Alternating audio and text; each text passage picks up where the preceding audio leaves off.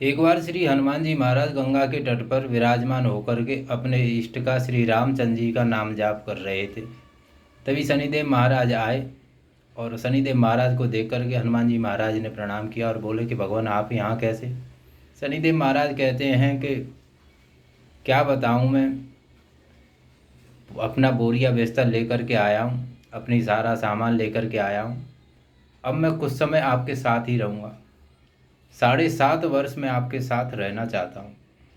हनुमान जी महाराज बोले कि ये तो बहुत ही श्रेष्ठ बात है, श्रेष्ठ विचार है, क्योंकि मैं भी थोड़ा अकेला रह रह के बोर हो चुका हूँ, संगत मिलेगी, अच्छी बात है।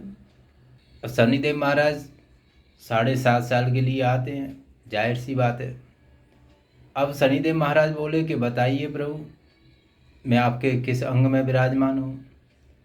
तो उन्होंने कहा हनुमान जी महाराज ने कि देखिए सर्वांग हमारे तो राम जी से भरे पड़े हैं, लेकिन आप फिर भी देख लीजिए कोई स्थान अपने लिए कि नहीं, सिर पे तो किसी भी हालत में नहीं, क्योंकि सिर पे तो हमारे रामचंद्र जी का स्थान है। रामचंद्र जी के स्थान पर हम आपको विराजमान कैसे कर दें। तो शनिदेव महाराज बोले कि तो आप ही कोई उपाय बताइए हमें। तत्पश्चात हनुमान जी महाराज कहते हैं कि चलो ऐसा है, आपको भी थोड़ा सा आनंद प्राप्त होगा। पूंछ हमारी जो है वो थोड़ी रिक्त है, तो आप पूंछ पर विराजमान हो जाइए। शनिदेव महाराज जाकर के पूंछ पर विराजमान हो गए। और जब विराजमान हुए तो बजरंगबली कहते हैं कि क्या मैं अपने नित्य कर्म कर सकता हूँ। शनिदेव महाराज बोले कि क्यों नहीं महाराज, हमें भी आनंद प्राप्त होगा, नित्य कर्म कीजिए आप। उन्होंने श्री हनुमान जी महाराज ने अपने नित्य कर्म करना प्रारंभ किया। कभी तो रसातल में जाएं, कभी पाताल में जाएं, कभी हिमालय में जाएं, कभी पर्वतों पर, कभी कहीं महाराज। जहाँ जहाँ जाते और अपने श्री रामचंद्र जी के दर्शन प्राप्त करके चले आते। तत्पश्चात उन्होंने पृथ्वी की परिक्रमा की। हनुमान जी महाराज का नित्य का क्रम होता है कि पृथ्वी की परिक्रमा करते हैं। सारे कार्यों से निवृत्त होने के उपरांत हनुमान जी महाराज ने लिस्ट निकाली, देखा कि जगत में कहाँ कहाँ कथाएं हो रही हैं। उन सभी स्थानों पर कथा श्रवण करने के लिए गए, एक एक पल, एक एक क्षण के लिए।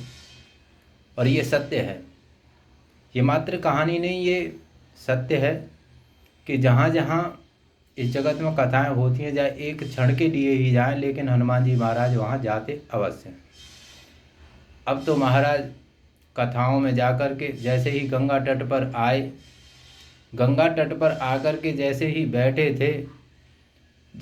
बैठे तुरंत पूंछ से हनुमान जी महाराज की से शनिदेव महाराज लुढ़क गए, अचेत अवस्था में हो गए। हनुमान जी महाराज ने जल छिड़काव किया। जल छिड़काव करने के उपरांत उन्हें होश आया, और जब होश आया तो पूछा कि क्या हुआ शनिदेव महाराज आपको। शनिदेव महाराज कहते हैं कि बस प्रभु, हमें आपके साथ नहीं रहना। अरे 7 घंटे में, 8 घंटे में तो आपने हमारी ये दुर्दशा कर दी। यदि 7.5 वर्ष हम आपके साथ रहे तो हमें मालूम पड़ेगा कि शनिदेव पर ही आप चढ़ गए। इसलिए हमें आपके पास नहीं रहना, हमें आपके साथ नहीं रहना। और ये सत्य है कि देखो, जो भगवान चिंतन में रहता है, चाहे वो राम के चिंतन में रहे या श्री कृष्ण जी के चिंतन में रहे या शिव जी के चिंतन में रहे, किसी के भी चिंतन में रहे, जो अपने इष्ट के चिंतन में रहता है उसे कोई भी ग्रह प्रवाहित नहीं करता है। पूर्ण रूप से यदि देखा जाए तो कोई ग्रह उसे प्रवाहित नहीं कर सकता है। क्यों नहीं कर सकता है, उसका कारण है कि 7.5 वर्ष के लिए यदि शनिदेव आते हैं तो ठीक है, 7.5 ही चल रही है आप पर, ठीक है, लेकिन जो उसका प्रकोप है, वो प्रकोप जो होगा, जो उसका प्रभाव होगा, वो प्रभाव पूर्ण रूप से नहीं आपको ऊपर आएगा, वो थोड़ा कम आएगा। कैसे कम आएगा, जैसे कि उदाहरण के तौर पर कि आपको कांटा लगना है तो कांटा लगने के स्थान पर कांटा चुभेगा आपको, मात्र पूर्ण रूप से लगेगा नहीं का। क्यों वो इसीलिए, उसका यही कारण है एकमात्र कि आप अपने इष्ट के चिंतन में हो। प्रतिक्षण प्रतिपल। चिंतन का ये प्रभाव होता है।